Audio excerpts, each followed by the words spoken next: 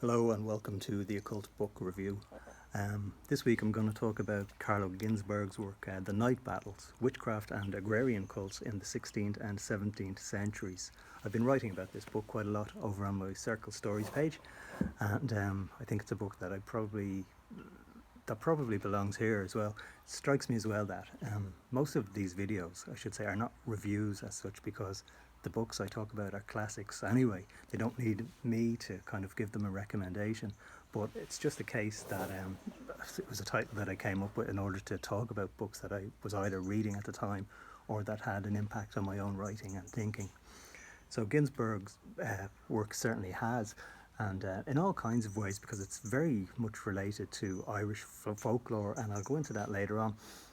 But the book basically is about a group of people who are called a kind of an agrarian cult, but Ginzburg's argument is that they go back really far into antiquity, in fact potentially thousands and thousands of years ago, and they were known as the Ben and Dante, or the good walkers. And what would happen with the Ben and Dante was that, or maybe is that, a person born with a call, or if they were the seventh son, when they reached a certain age, when they were asleep, they would have this strange dream where a man, the Ben and Dante said, with red hair and a red beard would appear and tell them that they must go and fight witches in order to preserve the crops or the fruits of the land.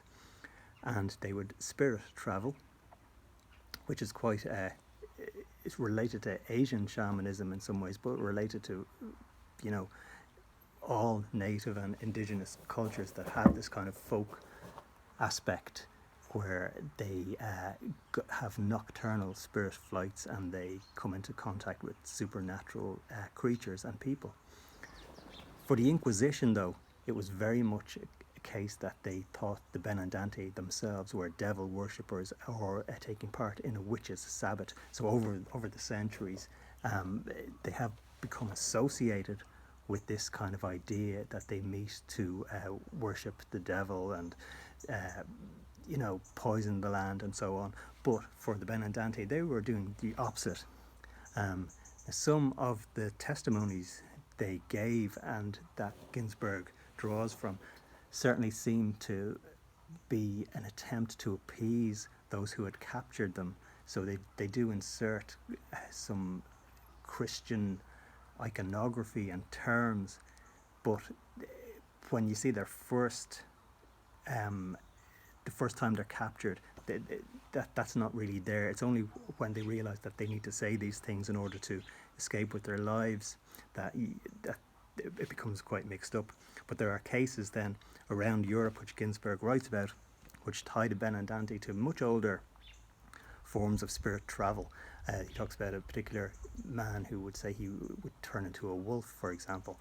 Other people speak about parading with the dead and the wild hunt, and this is where it relates very much to Ireland and all of European, I won't say mythology, because it's spiritual traditions, old pagan traditions, and ways of, the whole area of fairy lore, first of all, is very complicated. So by even talking about the wild hunt and the dead, we need to distinguish the fact that some people go with the fairies to the fairy otherworld, and some people seem to dwell in this liminal state. So for the Ben and Dante, then, when they would fall into these sleeps, they would warn their loved ones, don't move me, don't turn me, don't try to wake me up, otherwise I will be trapped with the wild hunt, and I will have to stay in, my body won't be able to wake up until such a time as the time I was supposed to have a natural death occurs.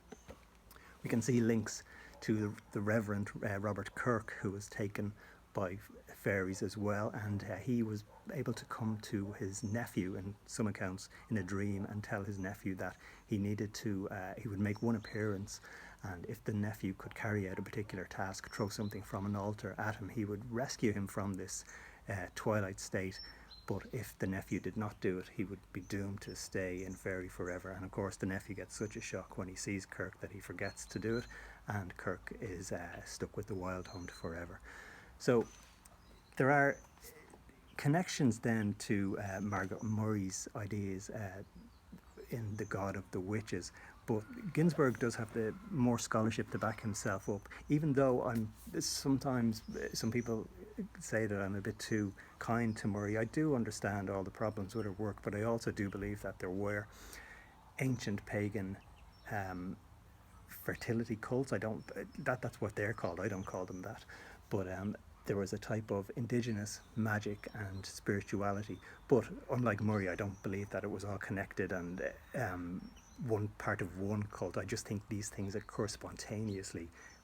Indigenous folk medicine occurs spontaneously all around the world. So of course people are going to have spiritual traditions that have archetypal pagan archetypes that became figureheads for various pagan systems. And so Hutton talks about it as well. I'm sure people have read Triumph of the Moon, and he distinguishes between Ginzburg and Margaret Murray. And also another person linked to Ginzburg's ideas sometimes is C.G. Leland and Aradia, Gospel of the Witches. And another more contemporary exploration of these ideas is with the brilliant Claude Lecatou's work, The Return of the Dead. But really, for Ginzburg then, it was a real, what would I say, almost a shock to the system that here was evidence of these ideas going back so far, because the Ben and Dante themselves talk about how they are just a continuation of much older traditions as well. What I would say about the book is that it's not, the translation can be clumsy sometimes, which I don't like saying, but it's kind of, you stumble when you're reading it. But the ideas are fantastic, and it's a book that I would highly recommend for anyone who wants to explore paganism, witchcraft, and the idea that what we would term supernatural, mystical events really were very important for these people, and it seems to have had a real effect on their lives, and it's found its way into so many different folk and indigenous traditions. It's always been there, but what I mean is Ginzburg's work has solidified the ideas that people might have been more skeptical about if they were just drawing from Murray's ideas of this ancient fertility type of groups. So highly recommend The Night Battles. As I say, it's not really a review, it's just a recommendation. See you next time.